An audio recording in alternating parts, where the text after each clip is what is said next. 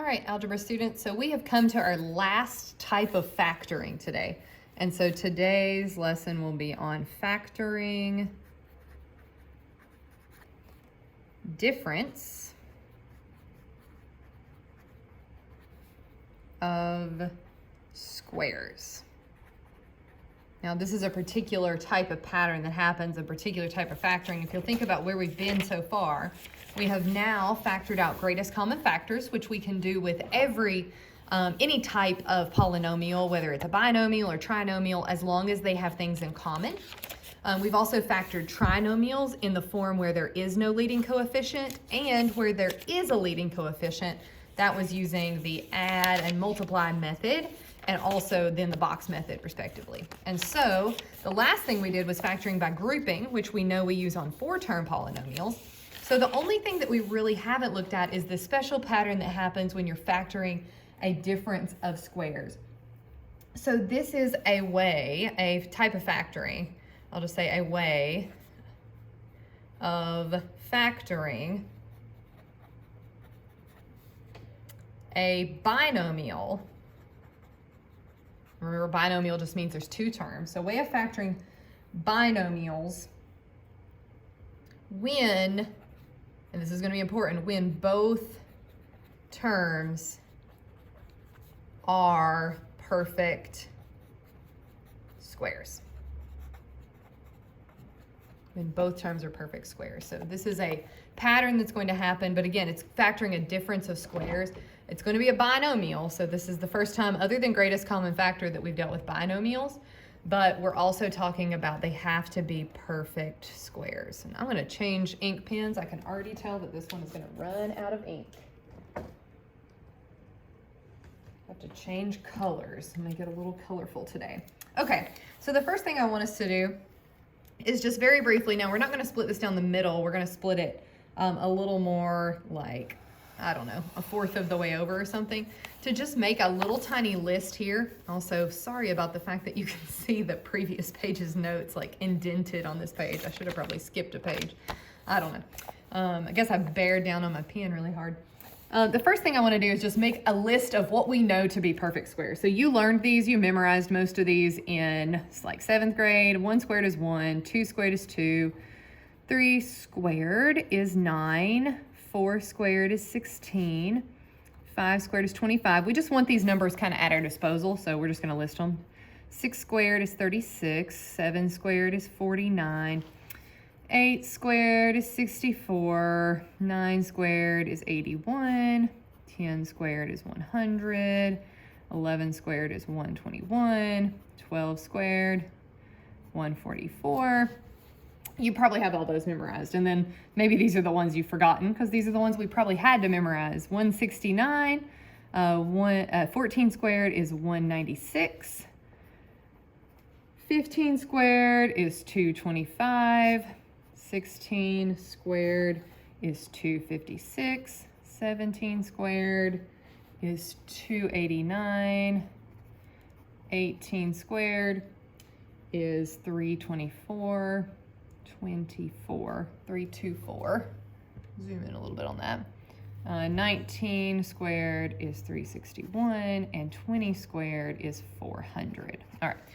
Maybe you need to pause the video and get all those down. Again, we just want those kind of at our disposal. Most of those you know, but it's just nice to have sort of a list as a reference sheet to go back to, because again, when we're looking at a difference of squares today, what we're talking about is a binomial. And of course, the word difference means subtract. And we're looking for 2 terms that are perfect squares. So again, this is only a pattern that happens some of the time. This is definitely not going to happen for every binomial. Let's look at example number 1. So here's what I mean by a difference of squares. I'm going to have the binomial x squared minus 36. And I want to factor that, meaning I want to find the 2 things that multiplied together to get this. Well, here's what I do. I'm going to look at both of my terms and say, are they perfect squares? X squared is a perfect square because it's x times x. So this is x times x. 36 is a perfect square because it's 6 times 6. So they are perfect squares because they are a number times themselves. And so once I know that, in order to factor them, what I'm going to do is I'm just going to draw in my parentheses, similar to what we did with the add and multiply method. And I'm going to put in x Of course, that's where the x squared comes from. The negative 36, and this is why it has to be a difference, is going to come from one negative 6 and one positive 6. And so here's why this works. If you were to check yourself and double distribute, x times x is x squared, x times 6 is plus 6x, and negative 6 times x is negative 6x, negative 6 times positive 6 is that negative 36. Guess what those middle terms are always going to do? They're going to cancel because we have one positive 6x, one negative 6x. And so we end up with x squared minus 36. One has to be negative, one has to be positive, and that's why this has to be a difference. We'll look at one with a plus here in a minute. But when you have two perfect squares, what you can do is you can just take the x's, take almost like the square root of this. Square root of x squared would be x. Square root of 36 would be 6, and write these two terms. So this is the answer. It's x minus 6, x plus 6. So let's look at another example that's similar to that. So example number 2. Let's do x squared minus 256. So the first question I'm going to ask is, are these both perfect squares? And is it a difference? And again, we'll look at what's going to happen in here in a second when it's a plus, but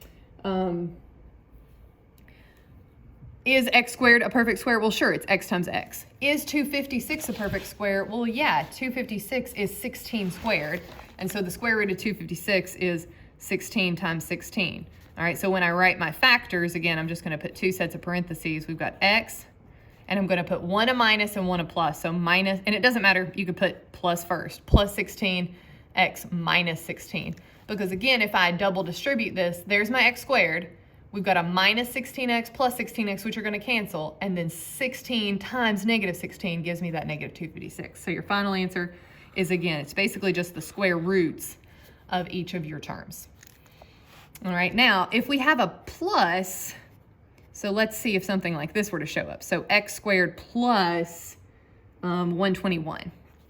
So I'm going to look at it first, and I'm going to be like, okay, this is a binomial. The first term is x squared, that's good. Second is 11 times 11, that's good. But when I go to write out my factors, notice that if I did x plus 11 and x minus 11, that would cancel out the middle term, but I'd have x times x, which is x squared, x times, that would be negative 11x plus 11x, and then this would be minus 121.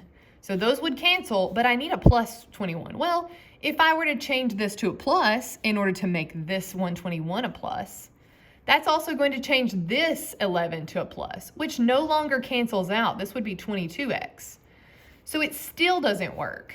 So this is not going to work if we have this plus sign here.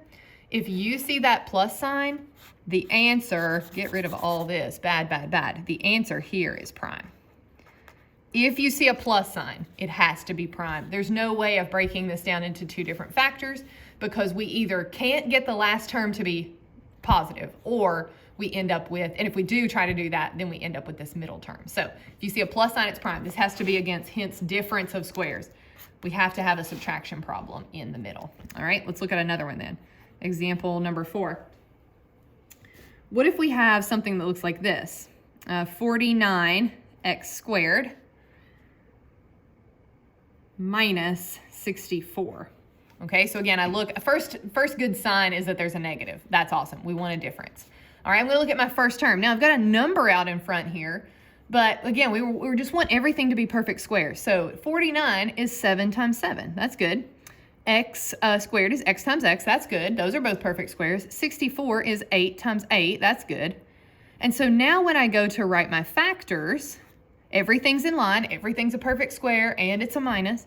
And so when I go to write my factors, one's going to be plus, one's going to be minus. The final term is going to be 8, right? Because that's 8 times 8 to get 64. But the first term is now going to be 7x. Not just a plain x, but we're going to do 7 times 7. Because again, we would get 7 times 7 is 49x squared. There's where my first term comes from.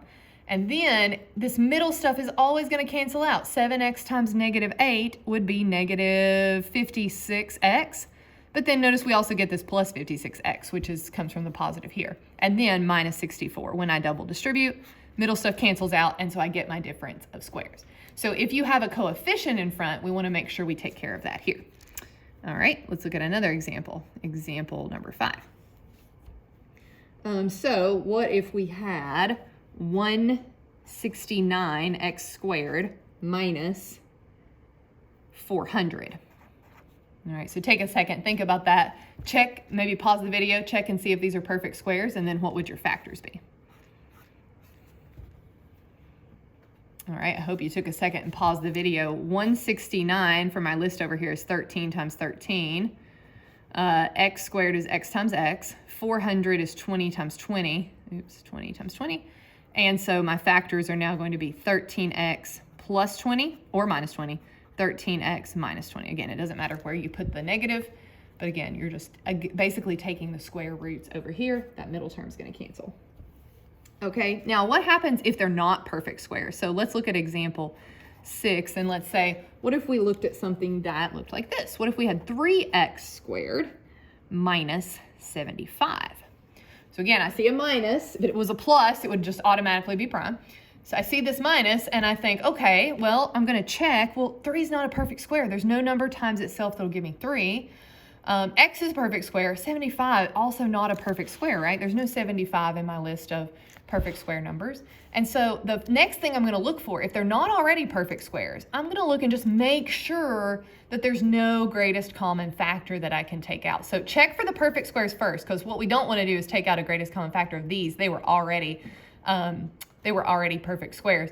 But if we don't see perfect squares, let's see if we can factor out the greatest common factor. We'll look at 3 and 75. What do they have in common? 3 and 75 both have factors of 3. And so if I take 3 and set it out in front, I get x squared minus, well, 3 times 25 is 75. And now look, the 3 is sitting out in front, but I do have perfect squares in x times x and in 5 times 5. So when I write my factors, I'm going to keep my 3 out in front, but then I'm going to use my difference of squares rule to say, okay, this is x minus 5 and x plus 5. One negative, one positive in any order. So sometimes there will be a greatest common factor maybe that you have to take out in front first, which again is A-okay, no problem. Just if nothing's going to work or if nothing's a perfect square, try taking out a greatest common factor first. So I'll give you one of those to try. Just make sure that you can do that on your own. So try this one. 8, which is not a perfect square, x squared minus 50. Go ahead and see if you can take out a greatest common factor and figure out what the factors will be after that. All right, I hope you paused the video and tried that on your own. So 8 and 50 both have they actually both had, no, oh, they don't have 4. I was thinking they both had 4 in common. Heavenly days. They both have 2 in common. There we go. So I take out the greatest common factor of 2, and I'm left with 4x squared minus 25. 4 is a perfect square, 2 times 2. X is a perfect square, x times x. 25 is a perfect square, 5 times 5. And so the 2 is going to set in front, and we have 2x minus 5. 2x plus 5, again, in either order, plus or minus first. All right. The only other thing I will say is as you're practicing today, example 8, similarly to what happens when we have a plus sign, remember anytime you see a plus sign in the middle of a binomial, it's going to be prime, unless there's a unless there is a greatest common factor that you can take out. So let's say that I had, I don't know, 100x squared, and then plus 225. I might look at that and say, oh, that's 10 times 10. Oops, 10 times 10. And that's x times x. And that's 15 times 15. But shoot, there's this plus in the middle, so it's prime, right? Well, not so fast, because actually 100 and 225 share a common factor, and there is a greatest common factor that I'm going to be able to factor out. It's not necessarily prime. Make sure that these don't have something in common. Up here, they did not. X squared and 21 definitely did not have anything in common. But just be on the lookout, because 100 and 225 actually have 25 in common. So you could factor out a 25 and say, oh, that's 4x squared then left over. And 225 divided by 25 is 9. And even still, right here, you're like, oh, well, that's 2 times 2, x times x, and that's 3 times 3. Like, don't we still have a perfect square here? Now, at this point, this part's prime. You can't factor that because of that plus sign. But you can actually factor it because you can come up with two things to multiply together. One of them just happens to be the greatest common factor. So sometimes you're not going to be done. Don't just look for a plus sign and say automatic prime. Look for a plus sign and say, I know I can't do this, but can I take out a greatest common factor? And so that you may see, if there is no greatest common factor, you are going to be prime like we were earlier. All right, and so that is factoring with a difference of squares. Email me if you have questions, and good luck on your practice.